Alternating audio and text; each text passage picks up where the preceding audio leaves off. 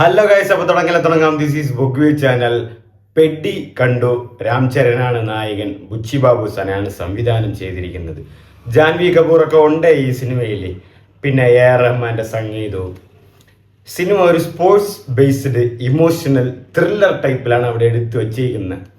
എന്തിനാണ് sports based എന്ന് ഇപ്പോഴും മനസ്സിലാവുന്നില്ല. സിനിമയുടെ തുടക്കത്തിൽ തന്നെ സിനിമയിൽ ആ ഒരു സ്പോർട്സ് മിനിസ്റ്റർ വന്നിട്ട് നമുക്ക് സ്പോർട്സിൽ, അത്ലറ്റിക്സിൽ, ഒളിമ്പിക്സിൽ ഇന്ത്യക്ക് മെഡലൊന്നും കിട്ടുന്നില്ല, പുതിയ ടാലൻറ്റഡ് ആയിട്ടുള്ള സ്പോർട്സ് ആൾക്കാരൊന്നും ഇല്ല. അപ്പം ഇങ്ങനത്തെ ഒരു സിറ്റുവേഷൻ വരികയാണ്. ഒരു കൂട്ടം നടക്കുകയാണ്, ഒരു മീറ്റിംഗ് നടക്കുകയാണ്. അപ്പോൾ നമ്മൾ ഒന്നിച്ചിറങ്ങി നാട്ടിലുള്ള യങ്സ്റ്റേഴ്സായ കെൽപ്പുള്ള, ധൈര്യമുള്ള, ടാലൻറ്റഡുള്ള യങ്സ്റ്റേഴ്സിനെ ഈ ഓരോ സ്പോർട്സിലൊക്കെ എടുക്കണം. അപ്പോൾ അടുത്ത മീറ്റിങ്ങിൽ നിങ്ങൾ അതിൻ്റെ ഡെവലപ്മെൻറ്റുമായിട്ടുള്ള റിപ്പോർട്ട് എന്നെ കാണിക്കണമെന്ന് പറഞ്ഞ് മിനിസ്റ്റർ പോവുകയാണ്. അപ്പോൾ ഇതുമായിട്ട് ബന്ധപ്പെട്ട് സ്പോർട്സിന് വേണ്ടിയിട്ട് ആരെ തപ്പാം, ആരിനെ ഇന്ത്യയിലേക്ക് കൊണ്ടുവരാം, ആർക്ക് വേണ്ടിയാണെന്ന് പറഞ്ഞ് പോകുമ്പോൾ ആ ഒരു ഇൻട്രോയിലേക്ക് പോകുന്നു. ഇൻട്രോ ആസ് യൂഷ്വൽ ഒരു മാസ് മസാല പടം, തെലുങ്ക് പടത്തിലൊക്കെ നിങ്ങൾ കാണുന്ന പോലെ തന്നെ ആ ഒരു ബിൽഡപ്പും ആ ഒരു കാര്യങ്ങളൊക്കെ ആയിട്ടൊക്കെ വരുന്നുണ്ട്. രാം ചരനെയൊക്കെ കാണിക്കുന്നുണ്ട്. അപ്പോൾ അവിടെയുള്ള യങ്സ്റ്റേഴ്സിനോടൊക്കെ ചോദിക്കുമ്പോൾ എല്ലാവർക്കും രാം ചരനെ പെഡി എന്നാണ് വിളിക്കുന്നത്. പെഡിയെപ്പോലെ എനിക്ക് ക്രിക്കറ്റർ ആവണം, പെഡിയെപ്പോലെ എനിക്ക് ഗുസ്തിക്കാരനാവണം, പെഡിയെപ്പോലെ എനിക്ക് അത്ലറ്റിക് ആവണം. അതായത് പെഡി എന്ന് പറയുന്നത് ഒരു സകലകലാ വല്ലഭനാണ്, വല്ലഭേന്ദ്രനാണ് പെഡി രാം ചരൻ. അപ്പൊ ഒരു കളി മാത്രമല്ല, പല കളിയും അറിയാം. ഇതല്ലാതെ വേറെ കളികളും ഉണ്ട്, അത് ഞാൻ പിന്നീട് പറഞ്ഞു തരാം. അപ്പോൾ പല കളികളും അറിയാവുന്ന ഒരു കളിക്കാരനാണ് പെഡി. അപ്പോൾ എല്ലാവർക്കും പെഡിയെ പോലെ ആവണം. പെഡി എവിടെയും പെഡി. അപ്പോൾ ഈ പെഡിക്ക് ഒരു ഫ്ലാഷ് ബാക്ക് വരുന്നുണ്ട്. അപ്പോൾ നിങ്ങൾ എല്ലാ സിനിമയിലും, പ്രത്യേകിച്ച് ഈ തെലുങ്ക് സിനിമയിൽ ഒരു ഫ്ലാഷ് ബാക്ക് പറയാൻ വേണ്ടിയിട്ട് അവർ ഒരാളെ അപ്പോയിൻമെന്റ് ചെയ്യും. അത് നിങ്ങൾ എല്ലാ തെലുങ്ക് സിനിമയിലും നോക്കിയാൽ ഒരു ഫ്ലാഷ് ബാക്ക് പറയാൻ വേണ്ടിയിട്ട് മാത്രം ഒരാളെ അവർ കാസ്റ്റ് ചെയ്യും.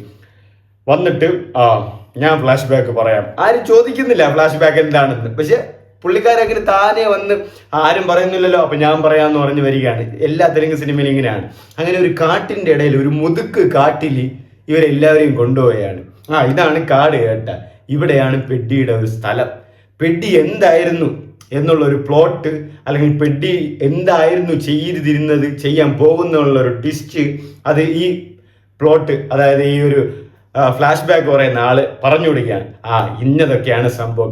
അതൊരു കഥയാണോ ഇല്ലയോ എന്നൊക്കെ നിങ്ങൾ കണ്ടാലേ നിങ്ങൾക്ക് മനസ്സിലാവും. അതെന്താണ് ആ ഒരു പ്ലോട്ട്, അല്ലെങ്കിൽ ആ ട്വിസ്റ്റ് എന്തിനാണ്, അല്ലെങ്കിൽ എന്തിനാണ് ഇത്, ഒരു ആവശ്യവും ഇല്ല. സാധാരണ ഒരു സ്പോർട്സ് പടങ്ങൾക്ക് വരുമ്പം കുറച്ച് ഗൂസ് ബംസ് സീൻസ് കാണും, മോട്ടിവേഷൻസ് കാണും. ഈ സിനിമയിൽ അങ്ങനത്തെ ഒരു പരിപാടിയും കിട്ടിയിട്ടുമില്ല, വന്നിട്ടുമില്ല. സ്ക്രീൻ പ്ലേ വളരെ മോശം. ഡയറക്ടർ ബുച്ചി ബാബു സന അതെന്താണ് ചെയ്തതെന്ന് ഒരു പിടിയും കിട്ടുന്നില്ല. സ്ക്രീൻ പ്ലേയും പുള്ളി തന്നെയാണ് റൈറ്റിങ്ങും കാര്യങ്ങളൊക്കെ ചെയ്തത്, ഡയറക്ഷനും അല്ലാതെ എന്താണ് പുള്ളി ഉദ്ദേശിച്ചതെന്നും മനസ്സിലാവുന്നില്ല. കുറേ കാശ് നല്ല രീതിക്ക് ചെലവഴിച്ചിട്ടുണ്ട് എന്നല്ലാതെ ആ ഒരു കിഡിലിൻ ഔട്ട്പുട്ട്, അല്ലെങ്കിൽ ഒരു ക്ലിയർ ഫോക്കസ്ഡ് ആയിട്ടുള്ള ഒരു സാധനം സിനിമയിലേക്ക് വന്നിട്ടില്ല. അപ്പോൾ പിന്നെ പ്രൊമോഷന്റെ രീതി വെച്ച് നോക്കിയാൽ വലിയ പ്രൊമോഷനും കാര്യങ്ങളും സിനിമയ്ക്ക് ഇല്ലായിരുന്നു എന്ന് വേണം പറയാൻ. പ്രത്യേകിച്ച് ആരും സിനിമ റിലീസ് ചെയ്തതോ സിനിമയുടെ പ്രൊമോഷൻ നടന്നതോ ആരും അറിഞ്ഞിട്ടുമില്ല. ആകെ എല്ലാവരും അറിഞ്ഞത് രാം ചരന് ഒരു ബോഡി ഗാർഡ് ഉണ്ട്, രാം ചരന്റെ ബോഡി ഗാർഡ് MMA ഫൈറ്ററാണ്, ഡെയിലി 2, 3, 4 ലക്ഷം രൂപയും കൊടുക്കുന്നുണ്ട്. അപ്പൊ രാം ചരന്റെ ഒരു ആ ബോഡി ഗാർഡ് ഒരാളെ തട്ടിക്കൊണ്ടു പോകുന്നു, അതായത് രാം ചരന്റെ ഫോട്ടോ എടുക്കാൻ വന്നപ്പോൾ അത് മാത്രമാണ് വൈറലായത്, അറിയാവുന്നത്. ഇതിൽ ജാൻവി കപൂറിനെ കൊണ്ടുവന്നിട്ടുണ്ട്. ജാൻവി കപൂറിന് ഞാൻ പറഞ്ഞില്ലേ, ട്രെയിലറിൽ എന്താണോ കാണിച്ചത് വയറ് കാണിക്കുക, ബാക്കിയെല്ലാം ഇതിന് മാത്രം, അതായത് ഒരു അഴക് കാണിക്കാൻ വേണ്ടിയിട്ട് ഒരു നായികയെ കൊണ്ടുവരിക. കാരണം ഇതിൽ കുറെ മാറ്ററുകളുണ്ട്. നായകൻ കുറെ ഒരു ഗ്ലോറിഫിക്കേഷൻ സീൻസുകൾ, ഒരു അലമ്പ് സീൻസുകളൊക്കെ ഉണ്ട്. നായകൻ, പ്രത്യേകിച്ച് ഈ തെലുങ്ക് സിനിമയിലുള്ളതാണ്. എത്രയും അടുത്ത് നായകനും നായികയും അടുത്തിങ്ങനെ നിന്നിട്ട് നിന്നെ ഞാൻ വിട്ടു പോകില്ല, അതെന്ത് എന്നിൽ നീ മയങ്ങില്ലേ. ഞാൻ തെലുങ്കാണ് കണ്ടത്. അതെന്താണ് തെലുങ്ക്, എനിക്ക് സത്യം പറഞ്ഞാൽ പറയുന്ന കാര്യങ്ങളൊക്കെ നിങ്ങൾക്ക് മനസ്സിലാവും തെലുങ്ക് കണ്ടാലും. അപ്പൊ നമുക്ക് ഒരു മലയാളത്തിൽ പറയുവാണെങ്കിൽ ആ സെയിം ഡയലോഗ് തന്നെയാണ്, നിന്നെ ഞാൻ വിട്ടു പോകില്ല. അതൊരു ക്രിഞ്ച് ഡയലോഗുകളും കാര്യങ്ങളും. നീ എന്തിനാണ് എൻ്റെ പിറകെ എപ്പോഴും നടക്കുന്നത്, അങ്ങനത്തെ ക്രിഞ്ച്. അത് കറക്റ്റായിട്ട് ജാൻവി നന്നായിട്ട് ചെയ്തിട്ടുണ്ട്. ആ വയറ് കാണിക്കാൻ വേണ്ടിയിട്ടാണ് ഒരു നായിക എടുത്തിട്ടുള്ളത് ഈ സിനിമയിൽ. നിങ്ങൾക്ക് ആ ട്രെയിലർ കാണുമ്പോൾ തന്നെ മനസ്സിലാവും, അല്ലാതെ വേറെ ഒന്നുമില്ല ഇതിൽ. പിന്നെ പെർഫോമൻസ് നോക്കിയാലും എടുത്തു പറയേണ്ട പെർഫോമൻസ് ഒന്നും രാംചരന്റെ സൈഡിൽ നിന്ന് വന്നിട്ടില്ല. പിന്നെ ലാസ്റ്റ് ക്ലൈമാക്സിലൊക്കെ കുറച്ച് ഇമോഷണൽ സീൻസ് ഒക്കെ വരുന്നുണ്ട്.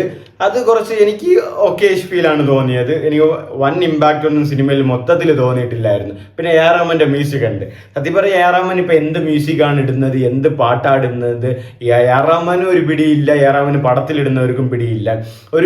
ഒരു അണ്ടർ റേറ്റഡ് അല്ലെങ്കിൽ ഒരു സൂപ്പർ സാധനം എന്നുള്ള നിലയ്ക്ക് എ ആർ റഹ്മാൻ ഇപ്പൊ പലപ്പോഴും ഓവർ റേറ്റഡ് ആയിട്ട് പോവാറുണ്ട്. പ്രത്യേകിച്ച് ഈ പടത്തിൽ തന്നെ ചിക്രി ചിക്രി എന്ന ഫസ്റ്റ് സിംഗിൾ മാത്രമാണ് ഹിറ്റായിട്ടുള്ളത്. ആർക്കെങ്കിലും പാട്ട് ഇറങ്ങിയൊന്നും വല്ല അറിയാനുള്ളത്. ബാക്കി ഒരു 4-5 പാട്ടിറങ്ങി ആരും അറിഞ്ഞിട്ടുമില്ല, പാട്ടും കൊള്ളൂല. ഇതിൽ BGM കാര്യങ്ങളും ഒന്നുമില്ല. പിന്നെ മൊത്തത്തിൽ ഒരു ഷോക്കും സ്റ്റോറിയും ഒരു ഷോക്കും സ്ക്രീൻ പ്ലേയുമായിട്ട് കുറെ ബിൽഡപ്പിലായിട്ട് കുറെ ഇതിനേക്കാളും റീലിൽ ചെയ്യണ പയന്മാർ സൂപ്പറായിട്ട് ചെയ്യും എന്ന പോലെയാണ് ചെയ്തത്. മൊത്തത്തിലൊരു എനിക്ക് ടോട്ടലി ഒരു എന്താ പറയുക, ഒരു ഇൻട്രസ്റ്റും ഇല്ലാത്ത ഒരു പടമായിട്ടാണ് തോന്നിയത്. അവരും എന്തോ ഒരു ഔട്ട്പുട്ടിന് വേണ്ടി നിർബന്ധമായിട്ട് ചെയ്യാത്ത പോലെ. പിന്നെ ഈ ഇടയ്ക്കിടയ്ക്ക് പെടി പെടി പെടി പെടി എന്ന് വിളിയല്ലാതെ ഒന്നുമില്ല. പെഡിയൊക്കെ ഞാൻ നേരത്തെ പറഞ്ഞു സകലകലാവല്ലവനാണ്, ക്രിക്കറ്റ് കളിയും, പിന്നെ ഗുസ്തിക്കാരനാണ്, അത്ലറ്റാണ്. ഇന്ത്യക്ക് നിങ്ങൾ ആ ട്രെയിലർ കാണുമ്പോൾ മനസ്സിലാവും. പിന്നെ കുറെ ഇമോഷണൽസ് ഒക്കെ കണക്ട് ചെയ്ത് കൊണ്ടുവരാൻ വേണ്ടി ശ്രമിക്കുന്നുണ്ട്. ബട്ട് അത് എല്ലാവർക്കും കണക്ട് ആവുമെന്ന് എനിക്ക് തോന്നുന്നില്ല. ചിലപ്പം കേരളത്തിൽ ചിലപ്പം സിനിമ തോൽക്കുമായിരിക്കും, അല്ലെങ്കിൽ സിനിമയുമായിട്ട് ബന്ധപ്പെട്ട റിവ്യൂസ് ഒക്കെ മോശം വരാനാണ് സാധ്യത കൂടുതൽ. പക്ഷെ പുറത്ത് ചിലപ്പം തെലുങ്കിലൊക്കെ ജയിക്കുമായിരിക്കും. ഇനി അവിടെ എങ്ങനെയാണ്, കാരണം തെലുങ്കിലൊക്കെ ആ ഒരു പോർഷൻ അല്ലെങ്കിൽ ആ ഒരു നായകന്റെ ലോയൽ ഫാൻ ബേസ് അങ്ങനെ തെലുങ്കിലൊക്കെ ചിലപ്പം ജയിക്കാൻ സാധ്യതയൊക്കെ ഉണ്ട്. പിന്നെ 3-3.25 മണിക്കൂറോളം ഉണ്ടേ സിനിമ. അപ്പൊ ആ ഒരു ടൈം പീരീഡും ഉണ്ട്. അപ്പം എന്നെ സംബന്ധിച്ചിടത്തോളം പെഡി എന്തിനു വേണ്ടി തിളച്ച ഒരു സാമ്പാർ തന്നെയായിരുന്നു.